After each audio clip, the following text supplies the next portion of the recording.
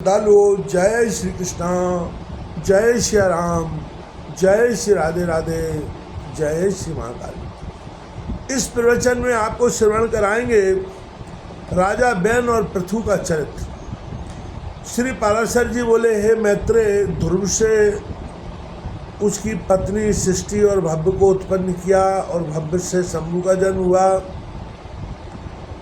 तथा सृष्टि के द्वारा उसकी पत्नी सुच्छाया ने रिपु, रिपुंजय, विप्र, ब्रिकल और वृकतेजा नामक 5 निष्पाप पुत्र उत्पन्न किए। उनमें से रिपु के द्वारा बृहति के गर्भ से महातेजस्वी चाक्षुष का जन्म हुआ। चाक्षुष ने अपनी भार्या पुष्करणी से, जो वरुण कुल में उत्पन्न और महात्मा बीरण प्रजापति की पुत्री थी, मनु को उत्पन्न किया, जो 6ठे मनवंतर के अधिपति हुए। तपस्वियों में श्रेष्ठ मनु से बैराज प्रजापति की पुत्री नडबला के गर्भ में 10 महातेजस्वी पुत्र उत्पन्न हुए। नडबला से कुरु, पुरु, शतधुम्न, तपस्वी, सत्यवान, शुचि, अग्निष्टोम, अतिरात्र तथा 9वां सुदुम्न और 10वां अभिमन्यु, इन महातेजस्वी पुत्रों का जन्म हुआ। कुरु के द्वारा उसकी पत्नी आग्नेयी ने अंग, सुमना, ख्याति, क्रतु, अंगिरा और शिवी, इन 6 परम तेजस्वी पुत्रों को उत्पन्न किया। अंग से सुनीता के बैन नामक पुत्र उत्पन्न हुआ। ऋषियों ने उस बैन के दाहिने हाथ का संतान के लिए मंथन किया था। हे महामुनि, बैन के हाथ का मंथन करने पर उससे बैन नामक महिपाल उत्पन्न हुए, जो पृथु नाम से विख्यात है और जिन्होंने प्रजा के हित के लिए पूर्व काल में पृथ्वी को दुहा था। श्री मैत्रेय जी बोले, हे मुनिश्रेष्ठ, परम ऋषियों ने बैन के हाथ को क्यों मथा, जिससे महापराक्रमी पृथु का जन्म हुआ। श्री पराशर जी बोले, हे मुने, मृत्यु की सुनीता नाम वाली जो प्रथम पुत्री थी, वह अंग को पत्नी रूप से दी ब्याही गई थी, उसी से बैन का जन्म हुआ। हे मैत्रेय, वह मृत्यु की कन्या का पुत्र अपने मातामह नाना के दोष से, स्वभाव से ही दुष्ट प्रकृति का हुआ। उस बैन का जिस समय महर्षियों द्वारा राजपथ पर अभिषेक हुआ, उसी समय उस पृथ्वीपति ने संसार भर में यह घोषणा कर दी कि भगवान यज्ञ पुरुष मैं ही हूँ, मुझसे अतिरिक्त यज्ञ का भोक्ता और स्वामी वही कौन सकता है, इसलिए कभी कोई यज्ञ, दान और हवन आदि न करें। हे मैत्रेय, तब ऋषियों ने उस पृथ्वीपति के पास उपस्थित हो पहले उसकी खूब प्रशंसा कर सांत्वना युक्त मधुर वाणी से कहा। ऋषिगण बोले, हे राजन, हे पृथ्वीपते, तुम्हारे राज्य और देह के उपकार तथा प्रजा के हित के लिए हम जो बात कहते हैं सुनो, तुम्हारा कल्याण हो।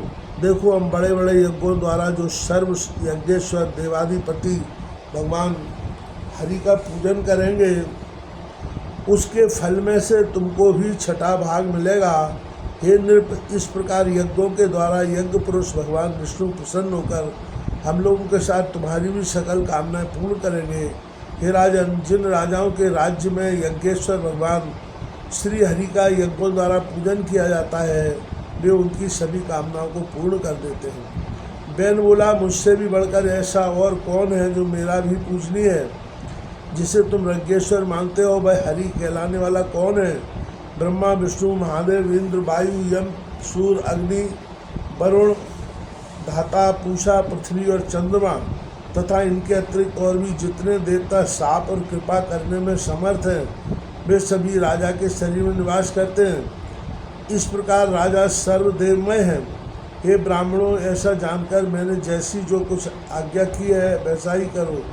देखो, कोई भी दान, यज्ञ और हवन आदि न करे। हे दुष्गण, स्त्री का परम धर्म जैसे अपने पति की सेवा करना ही माना गया है, वैसे ही आप लोगों का धर्म मेरी आज्ञा का पालन करना ही है। ऋषिगण बोले, महाराज, आप ऐसी आज्ञा दीजिए जिससे धर्म का क्षय न हो। देखिए, यह सारा जगत अभी यज्ञ में हवन की हुई सामग्री का ही परिणाम है।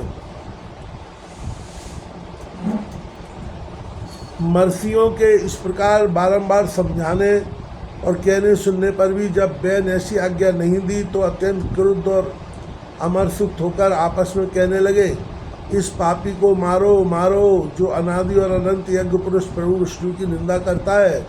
वह अनाचारी किसी प्रकार पृथ्वीपति होने के योग्य नहीं। ऐसा कह मुनि गणों ने भगवान की निंदा आदि करने के कारण पहले ही मरे हुए उस राजा को मंत्र से पवित्र किए हुए कुशाओं से मार डाला। हे ध्वज, तदनंतर उन मुनीश्वरों ने सब ओर बड़ी धूली उठती देखी। उसे देखकर उन्होंने अपने निकटवर्ती लोगों से पूछा, यह क्या है? उन पुरुषों ने कहा, राष्ट्र के प्रजा राजाहीन हो जाने से दीन दुखिया लोगों ने चोर बनकर दूसरों का धन लूटना आरंभ कर दिया है। हे मुनिवरों, उन तीव्र वेग वाले परधनहारी चोरों के उत्पात से ही यह बड़ी भारी धूल उड़ती दिख रही है। तब उन सब मुनीश्वरों ने आपस में सलाह कर उस पुत्रहीन राजा की जंघा का पुत्र के लिए यत्नपूर्वक मंथन किया। उसकी जंघा के मथने पर उससे एक पुरुष उत्पन्न हुआ, जो जले ठूंठ के समान काला, अत्यंत नाटा और छोटे मुख वाला था। उसने अति आतुर होकर उन सब ब्राह्मणों से कहा, मैं क्या करूं? उन्होंने कहा, निषीद बैठ। अतः वह निषाद कहलाया। इसलिए हे मुनि शार्दुल, उससे उत्पन्न हुए लोग विंध्याचल निवासी पापपरायण निषादगण हुए। उस निषाद रूप द्वार से राजा बैन का संपूर्ण पाप निकल गया। अतः निषादगण बैन के पापों का नाश करने वाले हुए। फिर उन ब्राह्मणों ने उसके दाएं हाथ का मंथन किया। उसका मंथन करने से परम प्रतापी बैन सुमन पृथु प्रकट हुए, जो अपने शरीर से प्रज्वलित अग्नि के समान दैदीप्यमान थे। इसी समय आजगांव नामक आद्य सर्वप्रथम धनुष और दिव्य बाण तथा कवच आकाश से गिरे। उनके उत्पन्न होने से सभी जीवों को अति आनंद हुआ और केवल सतपुत्र के ही जन्म लेने से बैन भी स्वर्गलोक को चला गया। इस प्रकार महात्मा पुत्र के कारण ही उसकी पोम अर्थात नरक से रक्षा हुई। महाराज पृथु के अभिषेक के लिए सभी समुद्र और नदियाँ सब प्रकार के रत्न और जल लेकर उपस्थित हुए। उस समय आंगिरस देवगणों के सहित पितामह ब्रह्मा जी ने और समस्त स्थावर जंगम प्राणियों ने वहाँ आकर महाराज बैन पुत्र का राज्याभिषेक किया। उनके दाहिने हाथ में चक्र का चिन्ह देखकर उन्हें विष्णु का अंश जान पितामह ब्रह्मा जी को परम आनंद हुआ। यह श्री विष्णु भगवान के चक्र का चिन्ह सभी चक्रवर्ती राजाओं के हाथ में हुआ करता है। उनका प्रभाव कभी देवताओं से भी कुंठित नहीं होता।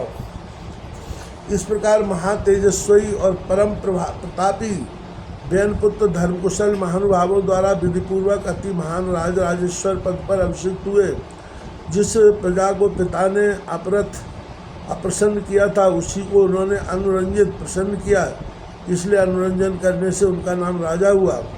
जब वे समुद्र में चलते थे तो जल बहने से रुक जाता था, पर्वत उन्हें मार्ग देते थे और उनकी ध्वजा कभी भंग नहीं हुई।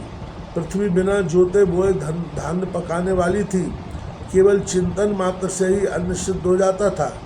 गंगे कामधेनु रूपा थी और पत्ते पत्ते में मधु भरा रहता था। राजा पृथु ने उत्पन्न होते ही पैतामय यज्ञ किया। उससे सोमाभिषव के दिन स्तुति सोमाभिषव भूमि से सैमा महामती सूत की उत्पत्ति हुई। उसी महायज्ञ में बुद्धिमान मागध का भी जन्म हुआ। तब मुनिवरों ने उन दोनों सूत और मागधों से कहा, तुम इन प्रतापवान बैनपुत्र महाराज पृथु की स्तुति करो। तुम्हारे योग्य यही कार्य है और राजा भी स्तुति के ही योग्य है। तब उन्होंने हाथ जोड़कर सब ब्राह्मणों से कहा, हे महाराज, तो आज ही उत्पन्न हुए हैं। हम इनके कोई कर्म तो जानते ही नहीं हैं। अभी इनके ना तो कोई गुण प्रकट हुए हैं और न यश विख्यात हुआ है। फिर कहिए हम किस आधार पर इनकी स्तुति करें। ऋषिगण बोले, हे महाबली चक्रवर्ती महाराज, भविष्य में जो जो कर्म करेंगे, इनके जो जो भावी गुण होंगे, उन्हीं से तुम इनका स्तवन करो।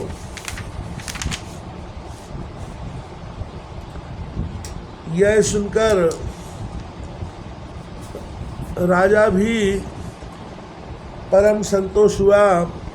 उन्होंने सोचा मनुष्य सद्गुण के कारण ही प्रशंसा का पात्र होता है, अतः मुझको भी गुण उपार्जन करना चाहिए।